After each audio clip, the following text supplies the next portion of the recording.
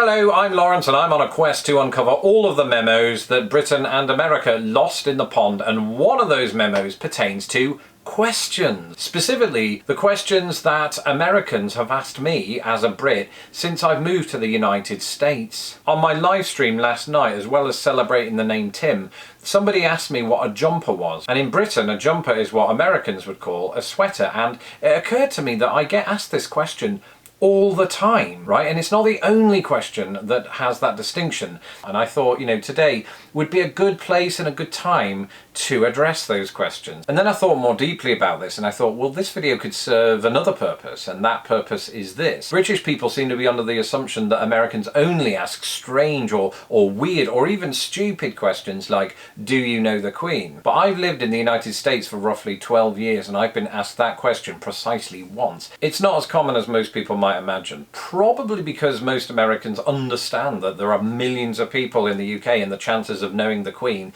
are slim to zero, unlike my current figure. But we're in quarantine, so I have an excuse. Now, don't get me wrong, last year I did do a video addressing some of the stranger questions that I've been asked since living in the United States, but they're outliers, right? Those questions were outliers. For the most part, the majority of the questions you get are very practical in nature, or just inquisitive about really ordinary things. And so that's what I want to address today. We're going to take a look at some of the most common questions I get asked by Americans. Ah yes, where's that accent from? I get asked that all the time. And you never want to assume the intent behind the question, because they might know you from England, from the English accent, and might want to know whereabouts in England you're from.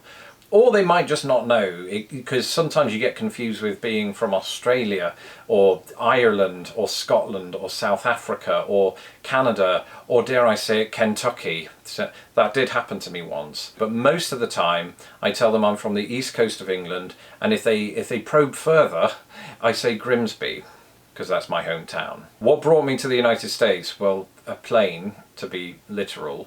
And the reason that I moved to the United States was because I have a wife now who's American, and we wanted to be in the same place, and that place was originally going to be London, but I was laid off during the 2008 recession, so we sort of gave up that dream and moved to recession-hit Anderson, Indiana, where people were leaving because factories were closing. Monty Python. I'm surprised by how many people ask me about Monty Python here. I know it's big and I know it took off in the 70s in the United States, but it is the go-to for a lot of people when it comes to comedy. And, my thoughts on Monty Python, my answer's always the same for this one, is that I loved Monty Python when I was a kid and I watched it to death. I nearly died laughing. It's like that scene in Monty Python where the funniest joke of all time is told and you die because it's so funny. Monty Python was that for me in the 80s, and I can't watch it anymore because I'm dead. No, I'm not dead. It's stale. It's not stale, that's the wrong term. It's just, maybe I'll give it another chance. I will. I'll live stream it. I can't do it because there are rights issues with that. I'll live tweet it. Do I get home often? Well, before last year, when this question was asked to me, I tell people, much to their surprise, I've actually not been home since I moved to America. And at that point, we're talking 11 years, right? And people were shocked. You don't go home every year? Well, no, because the weird thing is, it costs a lot of money just to book a flight and then to stay places and things like that. Plus life happens, right? Gets in the way. That's specifically true this year because we booked to go to England in July.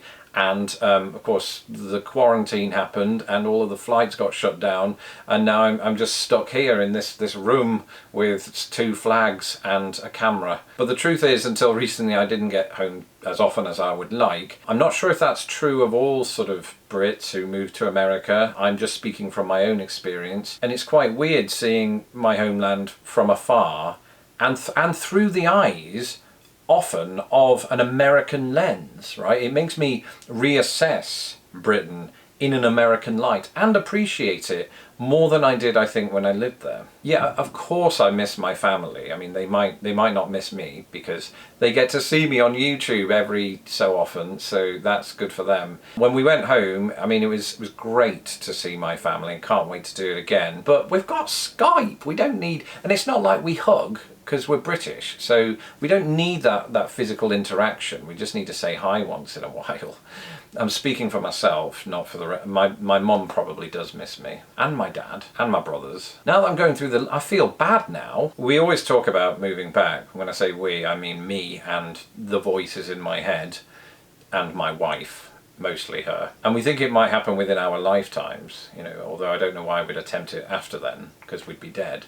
But as I've established, that already happened due to Monty Python. Sorry, this is a very moribund episode. This is not what I intended. Yes, I do see us moving back one day and getting a little cottage in the Lake District and a pair of flat caps, and I'll have a stick. The Lake District, for anybody who doesn't know, is my favourite national park, not just in the UK, perhaps in the world. You know, I don't have enough experience of other national parks around the world to be fully confident of that. But I definitely want to live there, and I want to call attention to it, mostly because it sets up my next video, which is about national parks. What's up? What's up? Yes, Americans, of course, will ask me that every now and again. It's a pretty common question for just anyone. It doesn't matter if you're British or not. When you're in the US, you'll hear that phrase.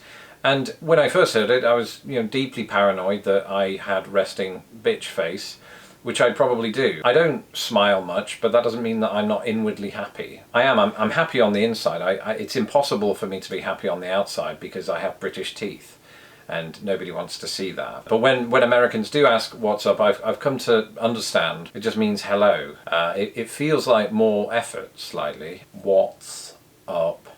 Hell oh. No, it's the same effort, so props to you. Why is British beer warm? It's not really. I think that's something of a myth. My experience of having beer in England, specifically in pubs, is that when it's pulled, it comes in a nice cold pint. And I don't think that that's anything you should be too concerned about when visiting Britain. The real question should be, why is this house so warm? And the answer is, there's no air conditioning. Your beer could get warm if it's left to sit out in a house in Britain for more than 2 minutes. Oh yeah, so I heard such and such a word on, you know, Doctor Who.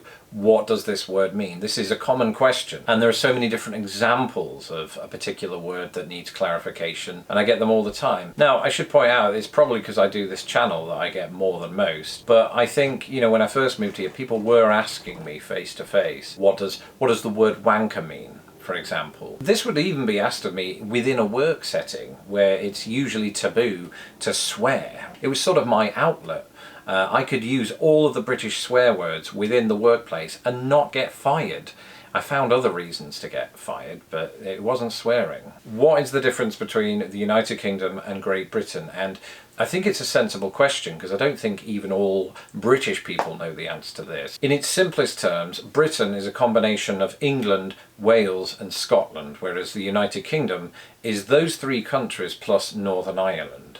I could get deeper into the specifics of this, or down in the weeds as they say in corporate America, but I think it deserves its own video. How long have you lived in the US? I always want to sort of adopt a Russell Crowe voice from Gladiator and just say 4,192 days and this morning. You know, but I just say 12 years. It's easier. Then we get the people who are visiting England and, you know, they want some sort of advice, tips, things like that. This is pretty common, and there are many forms that this can take. Often it is, you know, how do I get from A to B? How do I get to London from, say, Liverpool? Or should I rent a car while I'm there or use the train? My answer to that one, by the way, is always take the train, but then I'm biased towards trains. Renting a car, you'd have to learn to drive on the other side of the road. But on the other side of the coin, or on the other side of the tracks, catching the train in the UK is quite a nice experience too, because you can get around the country quite quickly on trains, although it's not cheap, don't go expecting that. But if you want that sort of experience, I would say the train every time. And on that note, another question that Americans like to ask me is, what's it like learning to drive on the other side of the road? And my answer might be quite different to a lot of British people who moved to America, because I never learned to drive while I was in England, right? Because we had the trains, but we also had buses, and I had my own personal horse and carriage. But once I moved to America, specifically Indiana, it quickly became apparent that those things weren't as readily available.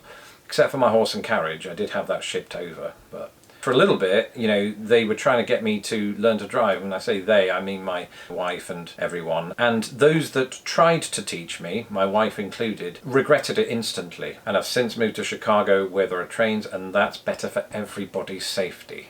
I think weather is just a go-to, isn't it, conversationally for most humans, and that's certainly true here. This is a question I think I get asked in person rather than over the internet a lot of the time, is what do you think of these Midwestern winters? And my answer to that question isn't usually loaded with words, but more a face, and it's this. How does the US compare to England? You'll be amazed how often this gets asked, and it's such a broad question, isn't it? Because it's not like asking how does it compare in education standards or anything like that. No, I'll often get asked, just generally speaking, how does it compare? And there's no real way to answer it with any degree of specificity, because I've sort of lived two lives, if you don't include pre-Monty Python. In other words, my life in England and my life in America. I tend to look at this question in terms of which life brought me the most happiness. And they're just sort of neck and neck at the moment, right?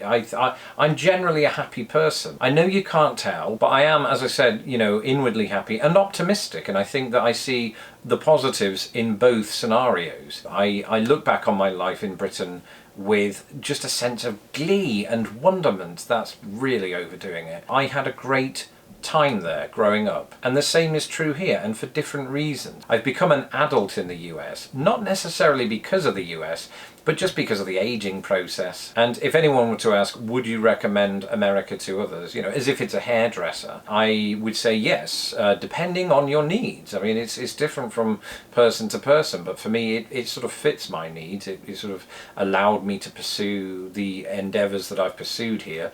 Not to suggest I couldn't have pursued those, though, in England. It's a tough call. Ah, yes, this one's similar to that words one, right? Somebody, an American, might stumble upon a food item that they saw on the Great British Bake Off and ask me specifically, what is that food? Spotted dick is a famous one, and I always recommend don't look that up if you're at work. But it just happens, doesn't it? I mean, I've covered it on this channel that there's such a cultural divide when it comes to the types of dishes that we have in each country that there's an inexhaustible supply of those types of questions. I'm always happy to answer them, specifically though if I can get a free sample of said food. Do you have a brother who's single? This is a weird question to me, right? On the one hand, it's quite flattering because you obviously saw something in me that you really liked and then realised I was attached. But on the other hand, I'm just scared for my brother, right? If I give out his details, I don't know you, he doesn't know you. And in any case, you already know that Prince Harry is taken. That was a joke about how Harry was my brother. My lips are sealed on that one. If you want a British fella that badly, then move to Britain. Right? There are a good 30 million of them. How do you like it here? That's perhaps the most common refrain. And my answer is always quite general, but it's always positive, because my experience here is positive. But I can't imagine how awkward that conversation would be if I said, I hate it and I want to go home. What would your response be? Would you console me, or would you just look down at the ground and twiddle your thumbs? I might try it, but the truth is I do like living in America. I ought to by now, having lived here for a dozen years. And I think it's because, you know, I always adopted this approach of ingrain yourself into the culture. Be okay with the differences and you'll be just fine. It doesn't mean to say that, you know, I didn't at some point in time miss home or get somewhat homesick, but for the most part I've only been optimistic about my time in America. America has always sort of, from afar when I lived in England, represented something that's quite different and, dare I say, magical, if you are to believe Disney. And in fact that brings us on to the final question here, which is America what you thought it would be? And the answer to that has to be no. It isn't or wasn't, but that's not a bad thing. I like that it's not Hollywood. I like that it's not all palm trees and beaches all the time. That there's a diversity of culture and a diversity of things to do and things to see. It's not that I thought America was small, but it's only once you've lived here for a bit and you realise that the distance merely from Indianapolis, where I used to live, to Chicago, where I currently live, is not much different to that of London to Paris. And when I lived in England, I thought that was another world away. America it's full of surprises still to this day, I think. And I hope to see more of those after we get out of quarantine and I start seeing more of the country. And on that very subject, and on the subject of America's sheer size, stay tuned for my next video. I think you'll all be interested. That's it for this particular video. Thank you for tuning in today, and thank you for all of your questions over the years that made this video possible. Something else that made this video possible were my patrons, who are growing in number. If you would like to support this channel and everything we do here, you can do so at patreon.com/lostinthepond, and if you do so, you'll get access to our secret live streams.